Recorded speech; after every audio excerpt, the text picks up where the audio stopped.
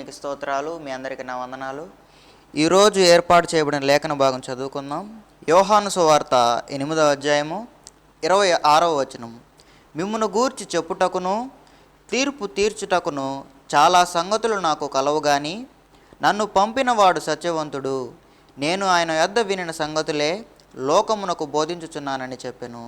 అందరికీ నా వందనాలు. దేవునికి స్తోత్రం. హల్లెలూయా, హల్లెలూయా, హల్లెలూయా. దేవుని స్తోత్రం. మీ అందరికీ ప్రత్యేకమైన వందనాలు తెలియజేస్తున్నాను. ఆయన హెచ్చవలసి ఉన్నది హీ మస్ట్ ఇంక్రీజ్ అనేటువంటి అనుదిన ఆత్మీయ కార్యక్రమాన్ని, శాంతి టీవీలో ప్రసారం అవుతున్నటువంటి ఈ కార్యక్రమాన్ని వీక్షించడానికి సిద్ధంగా ఉన్నటువంటి, మానసికంగా ఆత్మీయంగా సిద్ధపడిన, ప్రార్థనాపూర్వకంగా సిద్ధపడిన మీ అందరికీ ప్రత్యేకమైన వందనాలు తెలియజేస్తున్నాను. Hallelujah. Gideon mission church GMC Shantinagar Dykes road Nellore వారు సమర్పిస్తున్నటువంటి ఈ కార్యక్రమం, చిన్న సంఘం వారు సమర్పిస్తున్నటువంటి ఈ కార్యక్రమం ద్వారా దేవుని వాక్యాన్ని మీకు బోధించడానికి దేవుని సేవకునిగా నేను సిద్ధంగా ఉన్నాను. నా పేరు సంతోష్. ప్రభు కృపను బట్టి గత 28 సంవత్సరాలుగా పరిచర్యలో ఉండడానికి ప్రభు నాకు సాయం చేస్తున్నాడు. నా వయసు 48 సంవత్సరాలు. ప్రభు నన్ను ఆయా ప్రాంతాల్లో వాడుకుంటున్న విధానాన్ని బట్టి నేను దేవుని స్తుతిస్తున్నాను. దేవునికి స్తోత్రం. ఈ సహవాసం తరపున తమిళనాడులోను, అంతేకాకుండా ఆంధ్రప్రదేశ్లోను, తెలంగాణలోను స్తోత్రం స్తోత్రం, అంతేకాకుండా మహారాష్ట్రలోను, అంతేకాకుండా ప్రభుచితమైతే వచ్చే నెల నుంచి కర్ణాటక రాష్ట్రంలో కూడా పరిచర్ను ఎక్స్టెండ్ చేయడానికి ప్రభు సాయం చేస్తున్నాడు. కర్ణాటకలో రాయచూర్ అనేటువంటి ప్రదేశంలోను, హోస్పేట్ అనేటువంటి ప్రదేశంలో పరిచర్య కొరకు వెళ్ళబోతున్నాను. నేను, నాతో పాటు పాస్టర్ శేఖర్ బాబు గారు, పాస్టర్ జోనాథన్ దాస్ గారు, తాడేపల్లిగూడెం, మౌంజీపాడు వారు మేము కలిసి వెళ్తున్నాం. అక్కడ దేవజనులు పాస్టర్ ఆహ్రోన్ గారిని, మరి అల్లుడు గారిని కలుసుకొని వారి పరిచర్ని చూస్తూ వారికి కొన్ని ఆత్మ సంబంధమైన సంగతులు బోధించడానికి మేము వెళ్తున్నాం కనుక ప్రార్థించాల్సిందిగా కోరుతున్నాం. ఈ పరిచర్య విస్తరిస్తుంది. ఈ పరిచర్య కొరకు మీరు ప్రార్థిస్తున్న విధానాన్ని బట్టి నేను దేవుని స్తుతిస్తున్నాను. ప్రతి ఆదివారము మా స్థానిక సంఘంలో ఇంచుమించు 10:45 నుంచో లేదా 11 గంటల నుంచి నేను ఇచ్చేటువంటి సందేశము ఫేస్బుక్ లైవ్గా ఇవ్వబడుతుంది. ఫేస్బుక్లో లైవ్గా ఇస్తున్నాం. 45 లేకపోతే 50 నిమిషాలు లేకపోతే 1 గంట సందేశాన్ని మీరు ఆత్మ సంబంధంగా మీరు ఎదగాలంటే మీరు ఆ సందేశాన్ని వినొచ్చు లేకపోతే వీక్షించవచ్చు. హీ మస్ట్ ఇంక్రీజ్ అనేటువంటి నా ఫ్రెండ్ లేకపోతే ఫేస్బుక్ పేజ్కి మీరు ఫ్రెండ్ రిక్వెస్ట్ పంపించినట్లయితే దాన్ని నేను లేకపోతే మా సిస్టర్ కుమారుడు సాబు అనేటువంటి బాబు దాన్ని ఆపరేట్ చేస్తుంటాడు ఆ అకౌంట్ని. ఆ ఫ్రెండ్ రిక్వెస్ట్ యాక్సెప్ట్ చేయబడిన తర్వాత మీకు ఆ లింక్స్ మీకు వస్తుంటాయి, లింక్స్ నోటిఫికేషన్స్. కాబట్టి సండే మెసేజ్ మీరు ఆ రోజు సండేనే అదే టైంలోనే కాకపోయినా తర్వాత అయినా మీరు చూడొచ్చు. మీకు అవకాశం ఉంటే మీరు లైవ్ చూడొచ్చు. కాబట్టి ఆదివారపు సందేశానికి టీవీ సందేశానికి తేడా ఉంది అనే సంగతిని గుర్తు చేస్తున్నాను. దేవునికి స్తోత్రం. రండి మనం ఈ సమయంలో దేవుని వాక్యాన్ని ధ్యానించుకుందాం. నిన్నటి ఎపిసోడ్లో యేసు ప్రభు, మన ప్రభు అయినటువంటి యేసు మనకు మాదిరని, హీజ్ అవర్ మోడల్ అని, రోల్ మోడల్ అని, ఎగ్జాంపుల్ అని, ఆయన అన్ని విషయాల్లో ప్రార్థించడంలోనూ, పరిశుద్ధంగా జీవించడంలోనూ, ప్రేమించడంలోనూ, ప్రసంగించడంలోనూ అన్ని రంగాల్లో మనకు మాదిరిగా ఉన్నాడని మనం ఆలోచించడం జరిగింది. యేసే మనకు మాదిరి అంటున్నప్పుడు పాదిరి కాదు మనకు మాదిరి, కానీ యేసే మనకు మాదిరి అనేటువంటి సంగతిని మీకు జ్ఞాపకం చేస్తున్నాను. పాదిరి అంటే పాస్టర్ కనుక పాదిరి కాదు మన మాదిరి, యేసే మన మాదిరి అనేటువంటి సంగతిని మీకు గుర్తు చేస్తున్నాను. 7 విషయాల్లో యేసు ప్రభు మనకు మాదిరిగా ఉన్నాడని, 7 విషయాలు కాదు 70 విషయాల్లో లేదా 700 విషయాల్లో కూడా ఆయన మనకు మాదిరిగా ఉండగలడు అని దేవుని వాక్యం ద్వారా మనం అర్థం చేసుకోగలం. ఒకటి, ఆయన తీర్పు తీర్చడంలో న్యాయమైన, ఆత్మ సంబంధమైన, వెలుచూపుతో కూడుకున్నటువంటి కాకుండా విశ్వాసంతో కూడుకున్నటువంటి ఆ తీర్పును విధించడంలో స్తోత్రం, ఆయన సొలొమోను కన్నా జ్ఞానిగా ఉన్నాడని మనం గత ఎపిసోడ్లో ఆలోచించడం జరిగింది. రెండోది, ఆయన మౌనంగా ఉండడంలోను, ఆయన మాట్లాడాడు, అదే సమయంలో మౌనంగా ఉన్నాడు. ఆయన మాట్లాడలేనివాడు కాదు, తెగించి మాట్లాడలేనివాడు కాదు అని భావించడానికి వీల్లేదు. ఆయన మౌనంగా ఉన్నాడు. మూర్ఖుల ముందు మాట్లాడడంలో అర్థం లేదు, పందుల ముందు ముత్యాలు వేయడంలో అర్థం లేదు. పరిసయ్యులు అనేటువంటి పందుల ముందు, శాస్త్రులు అనేటువంటి పందుల ముందు, ఆనాటి యాజకులు అనబడిన పందుల ముందు, ఆనాటి యూదులు అనబడిన పందుల ముందు ఆయన నోట్లోంచి జాలువారేటువంటి వెలువడేటువంటి ఆణిముత్యాలను వేయడంలో అర్థం లేదు. స్తోత్రం. కొండ మీద ప్రసంగంలో ఆయన అందుకనే చెప్పాడు, మీ ముత్యాలని పందుల ముందు వేయొద్దు అని. స్తోత్రం. హల్లెలూయా. ఆయన మౌనంలో మాదిరిగా ఉన్నాడు. మౌనంగా ఉండడం నేర్చుకోవాలి. స్త్రీలు ప్రాముఖ్యంగా మౌనంగా ఉండడం నేర్చుకోవాలి. వినుటకు వేగిరపడు వాళ్ళుగా ఉండాలి. మాట్లాడుటకు నిదానించువారుగా ఉండాలి. కోపించుటకు నిదానించువారుగా ఉండాలి. మూడోది, నేర్చుకోవడంలో ఆయన నేర్చుకున్నాడు. ఏదో బైబిల్ స్కూల్కి వెళ్ళో ఏదో థియాలజికల్ ఇన్స్టిట్యూషన్కి వెళ్ళి నేర్చుకున్నాడని కాదు. ఆయన తండ్రి యొద్ద నేర్చుకున్నాడు. నా యొద్ద నేర్చుకునుడి అని ప్రజలను పిలిచాడు. నేను తండ్రి దగ్గర నేర్చుకున్నట్లుగా మీరు నా దగ్గర నేర్చుకోండి. నేను మీకు తండ్రి లాంటి వాడిని, నేను మీకు బోధకుడిని, నా దగ్గర నేర్చుకోండి అని తన పాఠశాలకు, ఆయన తండ్రి పాఠశాల, ఫాదర్స్ స్కూల్ లేదా ఫాదర్స్ కాలేజ్ లేదా ఫాదర్స్ యూనివర్సిటీలో ఆయన నేర్చుకుంటే, మనము జీసస్ స్కూల్లో, క్రైస్ట్ స్కూల్లో, క్రైస్ట్ పాఠశాలలో, క్రీస్తు పాఠశాలలో మనం నేర్చుకుంటాం. నాలుగోదిగా, ఆయన సేవ చేయడంలో మనకు మాదిరిగా ఉన్నాడని, ఆయన సేవిస్తూ ఉన్నాడని, ప్రజలను సేవించాడని. దేవుని సేవించాడు, ప్రజల్ని సేవించాడు. పరిచారము చేయించుకొనుటకు నేను రాలేదు, నాకు అది ఇష్టం లేదు, తండ్రి నన్ను అందుకు పంపించలేదు. కానీ పరిచారం చేయడానికి, to serve the people, not being served, అనగా ఒకరి సేవలు పొందడానికి కాదు, నేనే సేవ చేయాలి. అందరి చేత 12 మంది చేత 12 రోజుల్లో 12 సందర్భాల్లో కాళ్ళు కడిగించుకోవడం కాదు, కానీ వారి పాదాలే, వారి కాళ్ళే నేను కడగాలి. ప్రపంచ చరిత్రలో అప్పటి వరకు జరగని దాన్ని, అప్పటి వరకు సాంప్రదాయకంగా జరుగుతున్న వాటిని తలకిందులు చేసి, తారుమారు చేసి, శిష్యత్వానికి నూతనమైన నిర్వచనాన్ని ప్రపంచానికి తెలియజేసినటువంటి మహా గనుడైనటువంటి మన ప్రభు. దేవునికి స్తోత్రం. హల్లెలూయా. సేవ చేయడంలో ఆయన అనగా కుమారుడు మనల్ని స్వతంత్రులుగా చేస్తున్నాడు. Son liberates people, son liberates the people are slaves. మతపరమైనటువంటి, మతశాఖాపరమైనటువంటి బానిసలుగా ఉన్న వారిని ఆయన విడిపిస్తున్నాడు అనే సంగతిని మనం జ్ఞాపకం చేసుకోవాలి. సేవ చేయడం. తర్వాత నాలుగోదిగా ఆయన జీవించడంలో, his lifestyle, his life, his way of life, way of living. Luxuries కాదు, సుఖవంతమైన విలాసవంతమైన జీవితం కాదు ఆయనది, సామాన్యమైన జీవితం.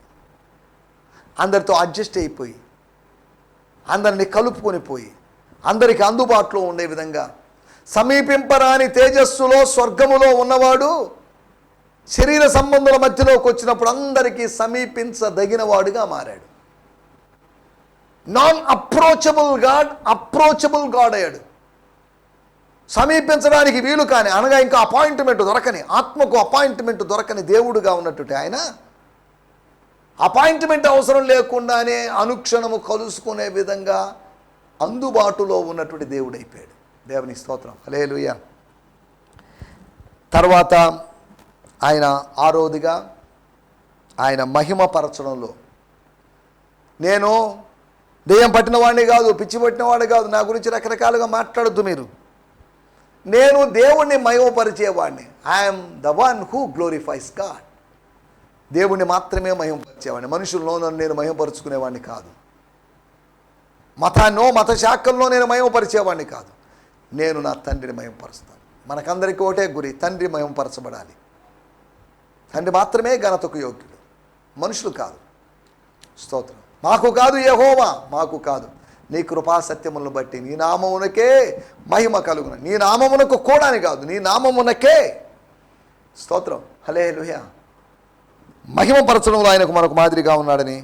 చివరిదిగా అనగా ఏడవదిగా, ఆయన నిష్క్రమించడంలో, వెళ్ళిపోవడంలో, తప్పించుకొని పోవడంలో, లేకపోతే వివేచనలో, విజ్ఞానాన్ని ఉపయోగించుకోవడంలో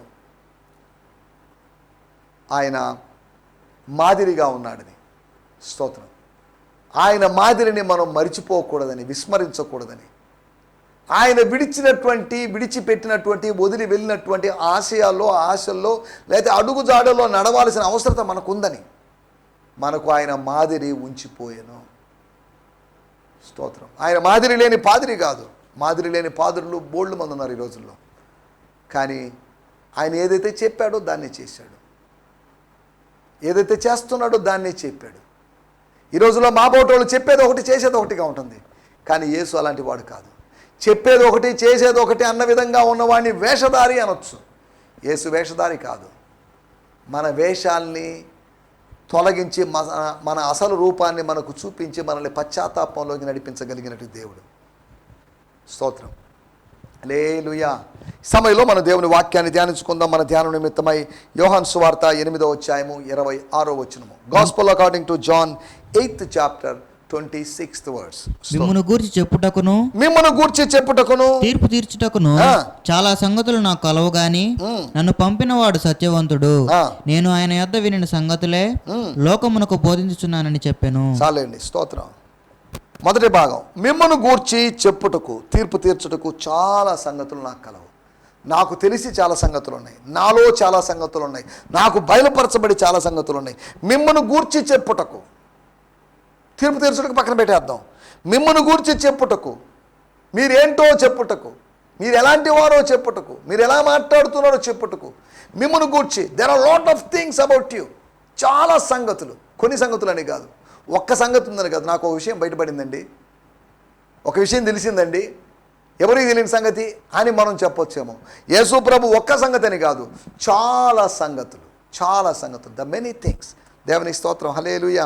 చదువుదాం. యోహాను సువార్త 8వ అధ్యాయము 26వ వచనం నేను చదువుతున్నాను, దయచేసి మీరు ఆలకించాల్సిందిగా కోరుతున్నాం. బ్రియాన్ సిమ్మన్స్ గారి తర్జుమా, టీపీటీ ద ప్యాషన్ ట్రాన్స్లేషన్ అనే తర్జుమాలోంచి 8వ అధ్యాయము 26వ వచనము. స్తోత్రం, స్తోత్రం. And I still have many more things to pronounce in judgment about you. For I will testify to the world of the truths that I have heard from my Father, and the Father who sent me is trustworthy. And I still have many more things. ఇప్పుడు కొన్ని విషయాలు చెప్పాను. I still have many more things. నాకు ఇంకా చాలా విషయం, కొన్ని సంగతులు చెప్పి అప్పటితో ఆగిపోవడం లేదు. నేను కొన్ని సంగతులు మాత్రం తెలుసుకొని నాకు అంతవరకు తెలియడం ఆగిపోయిందని కాదు.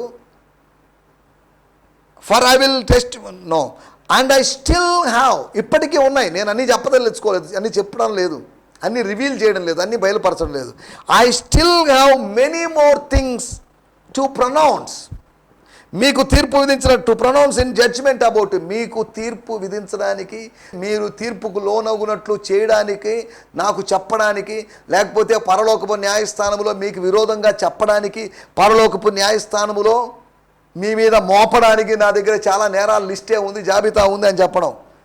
యోహాను సువార్త 5వ అధ్యాయములో, స్తోత్రం, అక్కడ రాయబడిన మాట 45వ వచనంలో, మీరు ఆశ్రయించుతున్న మోషే మీ మీద నేరం మోపును. మీరు ఆశ్రయిస్తున్న మోషే చనిపోయి మట్టిలో కలిసిపోయినటువంటి దేవుడే, ఎవరికి సమాధి చేయబడింది, ఎవరికి చేశాడో అని చెప్పబడిందో ఆ మోషే, మీరు ఆశ్రయించుతున్న మోషే, మీరు డిపెండ్ అవుతున్న మోషే, మీరు అతిశయిస్తున్న మోషే, అనగా మీరు ఆశ్రయిస్తున్నటువంటి ధర్మశాస్త్రం కావచ్చు, మోషే ధర్మశాస్త్రం కావచ్చు, అది మీ మీద నేరం మోపుతుంది. నేను మీ మీద నేరం మోపడం లేదు. స్తోత్రం. అనగా మోషే కానీ, ధర్మశాస్త్రం కానీ, అపవాది కానీ, తోటి సహోదరులు కానీ మీ మీద నేరం మోపుతారు, కానీ నేను నేరం మోపను. That's not my business. Accusing you is not my business. Forgiving you is my business. ఆరోపణలు చేయడం, నిందలు వేయడం ఆయన పని కాదు, కానీ క్షమించడం ఆయన పని. స్తోత్రం. ఆయన స్వభావం అది. ఆయన స్వభావాన్ని తగినట్టుగా మనల్ని క్షమిస్తూ ఉన్నాడు, క్షమించాడు, క్షమిస్తూ ఉన్నాడు, క్షమిస్తాడు కూడా. స్తోత్రం. ఇలాంటి అనుభవం కావాలి అంటే దానికి పశ్చాత్తాపం అనేటువంటి తాళపు చెవి కావాలి. స్తోత్రం. హల్లెలూయా. మారు మనసు అని కూడా దాని గురించి మనం చెప్పుకోవచ్చు. దేవుని స్తోత్రం. హల్లెలూయా. చెప్పుటకు చాలా సంగతులు ఉన్నాయి. సమయం లేదనో, లేదా ఎందుకు అన్ని విషయాలు చెప్పడం లేదు. శిష్యులు ఇది విని ఆశ్చర్యపోయి ఉండొచ్చు, ఏంటిది చాలా సంగతులు ఉన్నాయట, ప్రభా నీకు తెలుసో లేదా మరి, యూదులు మన గురించి మాట్లాడుకుంటే నువ్వు చంపాలనుకుంటున్నారు, నీకు తెలిసిందో లేదా మరి అని వాళ్ళు చెప్పి ఉండొచ్చు. లేదు అంటే మనలో ఎవడో ఒకడు ఇక్కడ విషయాలు మొత్తం అక్కడ చేరుస్తున్నాడు, వాడు ఎవడో అర్థం కావడం లేదు, వాళ్ళ గురించి ఏదో ఒకరోజు బయటపడుతుంది. అతను బహుశా యూదా ఇస్కరియోతు ఏమో. శిష్యులకు తెలిసిన కొన్ని సంగతులే, కానీ యేసు ప్రభు చెప్తున్న మాట, నాకు చెప్పడానికి నాకు చాలా సంగతులు తెలియజేయబడ్డాయి. అవతల వ్యక్తి గురించినట్టు కొన్ని సంగతులు మనం తెలుసుకున్నప్పుడు అవతల వ్యక్తితో జాగ్రత్తగా వ్యవహరిస్తున్నాం. ఇక్కడ మన దేవుని వాక్యంలో రాయబడింది, లోకమునకు నేను బోధించుచున్నాను. ఏంటి? ఆయన యొద్ద వినిన సంగతులే. మీ సంగతులన్నీ లోకానికి చెప్పడం లేదు. లోకము సంగతులు లోకంతో చెప్తున్నాను కాదు, లోకముతో పరలోకపు సంగతులు చెప్తున్నాడు. పాపలోకముతో పవిత్ర లోకం యొక్క సంగతులు చెప్తున్నాడు. పరలోక రాజ్యం సమీపించున్నది అని చెప్పాడు. భూలోక రాజ్యమా? పరలోక రాజ్యం వస్తుంది, అది మీ మీదకు వస్తుంది, మీ పైనకు వస్తుంది, మీ మీద పడుతుంది, మీ మీద కుమ్మరించబడుతుంది. స్తోత్రం, హల్లెలూయా. మనం ఆలోచిస్తున్న విషయాలు ఈరోజు మీకు 5 ప్రాముఖ్యమైన విషయాలు జ్ఞాపకం చేస్తాను. చెప్పుటకు చాలా సంగతులు అనగా మనం చాలా సంగతులు మిస్ అయిపోతున్నాము అని అర్థం. ఒక వ్యక్తిని గురించి కొన్ని విషయాలు తెలిస్తేనే సంతోషంగా ఉంటుంది. చాలా సంగతులు తెలిసాయి అనుకోండి, మరింత సంతోషం. చాలా సంగతులు తెలిసాయి అనుకోండి, స్తోత్రం, హల్లెలూయా, ఆ వ్యక్తితో ఒకవేళ స్నేహం చేయాలని అనిపించవచ్చు, లేదంటే వాడిని వీళ్ళతో దూరంగా ఉంచాలని అనిపిస్తుంది. చాలా సంగతులు ఎలా తెలుసుకున్నావు? ఆయన మారువేషంలో వెళ్ళి ప్రజల సంగతులు తెలుసుకున్నాడని కాదు, శిష్యులు మారువేషంలో పంపించి పాత రోజుల్లో రాజులు చేసినట్టుగా చేశాడని కాదు. స్తోత్రం. యేసును గురించి చాలా సంగతులు వాళ్ళకి తెలియదు, కానీ వాళ్ళ గురించి చాలా సంగతులు యేసుకు తెలుసు. మన గురించి యేసుకు సమస్తము తెలుసు, యేసును గురించి మనకు స్వల్పమే తెలుసు. ఈ స్వల్పానికే మనం పొంగిపోయి, నేను ఆత్మీయుడండి, నాకు చాలా విషయాలు తెలుసు, నాకు బైబిల్ తెలుసు, నాకు వాక్య జ్ఞానం ఉందని మనం పొంగిపోతుంటాం. ఈ తెలిసినటువంటి 2 నీటి చుక్కలకో 2 సముద్రపు చుక్కలకో నువ్వు పొంగిపోతుంటే సముద్రం అంతా నువ్వు తెలుసుకోవాల్సిన అవసరం ఉంది. మిడిమిడి జ్ఞానానికే నువ్వు పొంగిపోతుంటే సంపూర్ణమైన జ్ఞానం ఉన్నటువంటిప్పుడు పరిస్థితి ఏంటి? హల్లెలూయా, స్తోత్రం. కొలత కలిగినటువంటి ఆత్మనిచ్చి సంచకరువుగా ఆత్మను పొందుకుంటే నువ్వు ఇలా రెచ్చిపోయి రేగిపోతూ, నాకు పరిశుద్ధాత్మ అనుభవం ఉంది, అభిషేకం ఉంది అని అది ఉందని పొంగిపోతున్నావే. కొలత లేకుండా ఆత్మను కలిగినట్టు కుమారుని పరిస్థితి ఆలోచించండి. అన్నీ నాకు ఎగిరిపడడం లేదు, ఏమీ లే నాకు ఎగిరిపడినట్టుగా, ఏమీ లేనటువంటి ఉన్నట్టుగా భావిస్తే నాకు ప్రవచన వరం ఉందండి, నాకు స్వస్థత వరం ఉందండి, నాకు ఆ వరం ఉందని చెప్పుకుంటున్నటువంటి ఎంగిలి ఇస్త్ర ఆకులు లాంటోళ్ళు, ఏమీ లేనటువంటి ఆకులు లాంటోళ్ళు ఎగిరెగిరి పడుతున్నారు.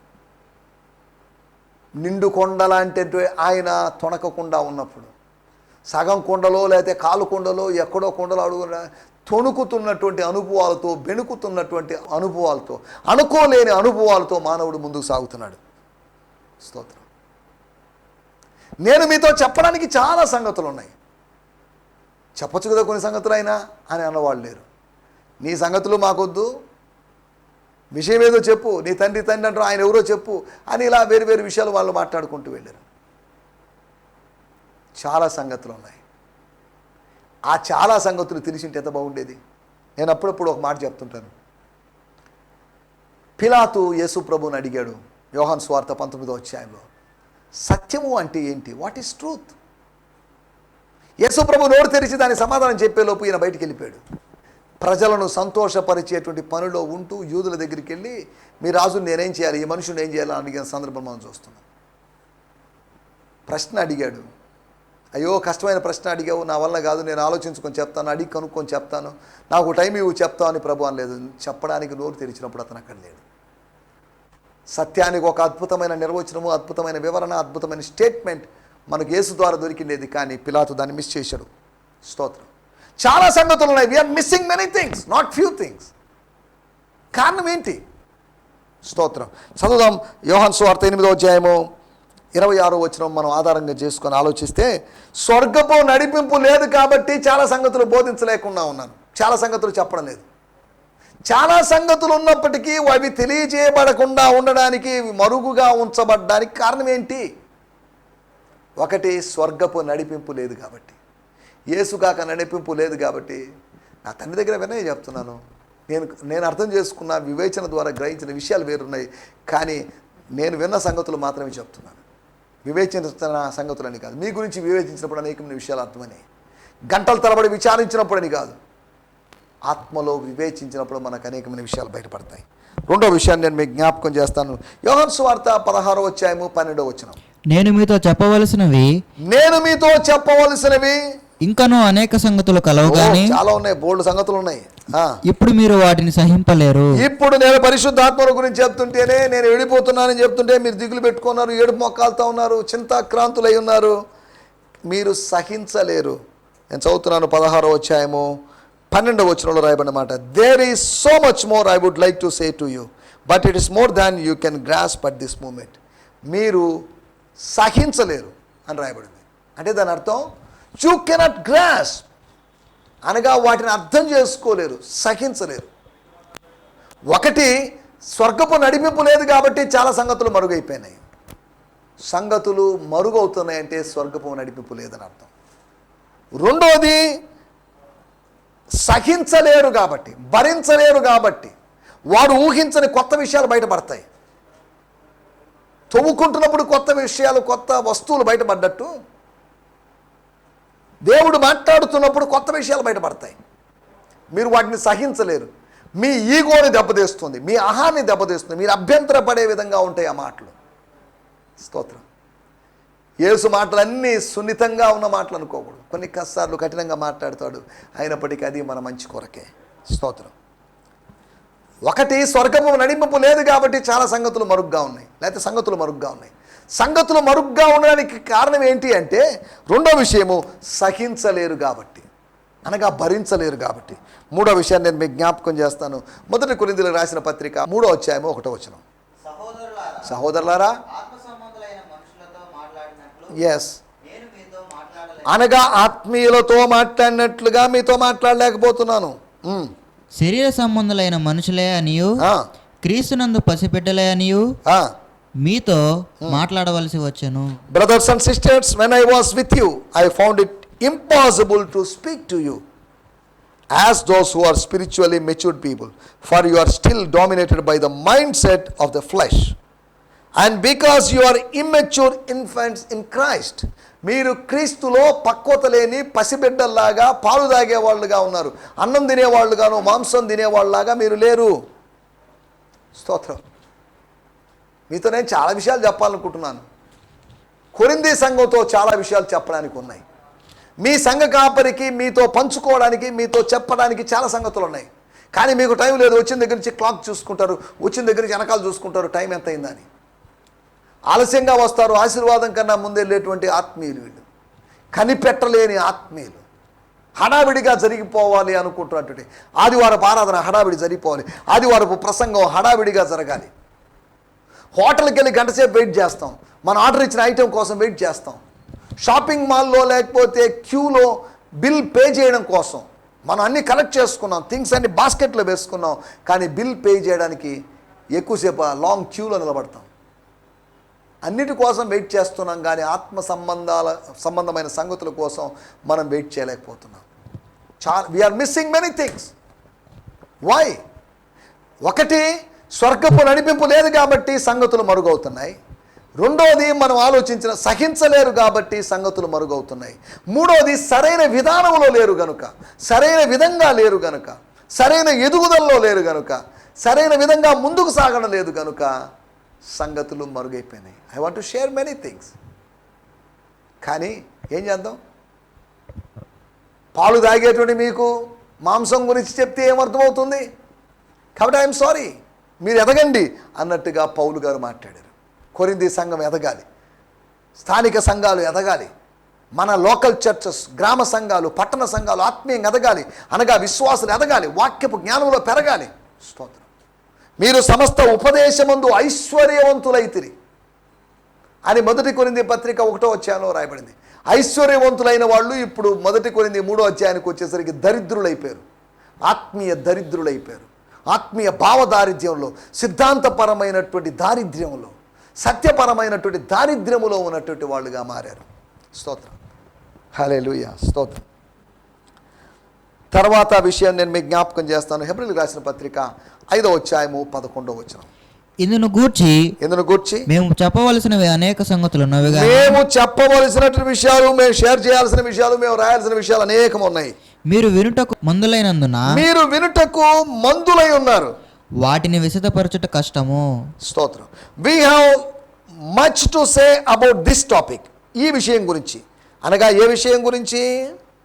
అక్కడ మెల్కిసెదెకును గురించి, అనగా మెల్కిసెదెకు క్రమం గురించి, కొన్ని విషయాల గురించి, యేసు ప్రభువును గురించి, యేసు ప్రభు భౌమికమైనటువంటి జీవితం భూలోకంలో ఉన్నప్పుడు ఎలా, దాని గురించి చెప్పడానికి మాకు బోల్డ్ విషయాలని. We have much to say about this topic. ఈ సబ్జెక్ట్ గురించి, ఈ అంశాల గురించి చెప్పాలి మాకు. Although it is difficult to explain. స్తోత్రం. అరామిక్ తర్జుమాలో రాయబడిందట, we have so much more to say about Melchizedek, but his manifestation overwhelms us and makes it difficult to explain, because you have become too dull and sluggish to understand. మీరు డల్గా ఉన్నారు, మందమతుల్లాగా ఉన్నారు, మందుల్లాగా ఉన్నారు, receive చేసుకోలేకపోతున్నారు. స్తోత్రం. 4వ విషయాన్ని నేను మీకు జ్ఞాపకం చేస్తున్నాను. వాళ్ళకి శ్రద్ధ లేదు, శ్రద్ధ లేని విధంగా ఉన్నారు, ఇంట్రెస్ట్ లేని విధంగా ఉన్నారు, ఆసక్తి లేని విధంగా ఉన్నారు. స్తోత్రం. చెప్పుటకు చాలా సంగతులు మరుగై ఉండడానికి కారణాలు మనం ఆలోచిస్తున్నాం. 5వ విషయం, చివరి విషయం చెప్పి ముగిస్తాను. హెబ్రీయులకు రాసిన పత్రిక 11వ అధ్యాయము 32వ వచనం. హెబ్రీయులకు రాసిన పత్రిక. ఇకను ఏం చెప్పుదును?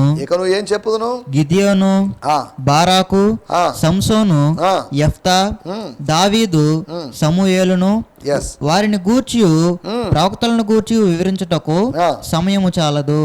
వారిని గురించి వివరించడానికి సమయం చాలదు. And what more could I say to convince you? మిమ్మల్ని ఒప్పించడానికి నేనేం చెప్పాలి? చాలా చెప్పాలి. For there is not enough time to tell you of the faith of Gideon. గిద్యోను యొక్క విశ్వాసం గురించి, బారాకు యొక్క విశ్వాసం గురించి, సంసోను యొక్క విశ్వాసం గురించి, యెఫ్తా విశ్వాసం గురించి, దావీదు విశ్వాసం గురించి, సమూయేలు విశ్వాసం గురించి, ప్రవక్తల యొక్క విశ్వాసం గురించి, ఎంతమంది యొక్క విశ్వాసం గురించి చెప్పడానికి సమయం చాలడం లేదు. There is no time. You have no time, I have no time. నేను సేవలో ఉన్నాను కనుక నాకు సమయం చాలదు, మీరు సేవకు సరిగా సహకరించడం లేదు కనుక మీకు సమయం చాలడం లేదు. నా మాటలు ముగిస్తున్నాను. సంగతులు మరుగ్గా ఉండడానికి కారణాలు స్వర్గపు నడిపింపు లేదు కనుక, 2వది మనం ఆలోచించిన విషయము సహించలేరు కనుక, 3వది సరైన విధానంగా లేదు కనుక, 4వది శ్రద్ధ లేదు కనుక, 5వది సమయం లేదు కనుక. స్తోత్రం. హల్లెలూయా. మరుగవుతున్నటువంటి సంగతుల్ని తొవ్వి తీసుకుందాం, సమయాన్ని కేటాయిద్దాం, శ్రద్ధను కలిగి ఉందాం, సరైన విధానంగా ఉందాం. అప్పుడు మనకు సంగతులు బయలుపరచబడతాయి, ఆత్మీయ సంగతులు బయలుపరచబడతాయి. అట్టి ఆత్మీయ సంగతులు తెలుసుకుంటూ అభివృద్ధి పొందుతూ ఆత్మీయంగా బలంగా ఉంటూ ముందుకు సాగడానికి ప్రభు మనకు సహాయం చేయనుగాక. దేవునికి స్తోత్రం. హల్లెలూయా. ప్రభు మిమ్మల్ని దీవించునుగాక. ప్రభు చిత్తమైతే రేపు ఉదయకాలం ఇదే సమయంలో కలుసుకుందాం. హల్లెలూయా. స్తోత్రం. ఈ సందేశము మీకు ఆశీర్వాదకరంగా ఉందని నమ్ముచున్నాము. ప్రార్థన అవసరతల కొరకు మమ్మల్ని సంప్రదించవలసిన మా చిరునామా గిద్యోన్ మిషన్ చర్చ్, 6వ వీధి, శాంతినగర్, నెల్లూరు 4, ఆంధ్రప్రదేశ్. పిన్ 524004. మా ఫోన్ నంబర్లు 7036443613 మరి ఒక నంబర్ 9392293010. మా ఈమెయిల్ ఐడి gfihmi2015@gmail.com. దేవుడు మిమ్మును ఆశీర్వదించునుగాక. ఆమేన్.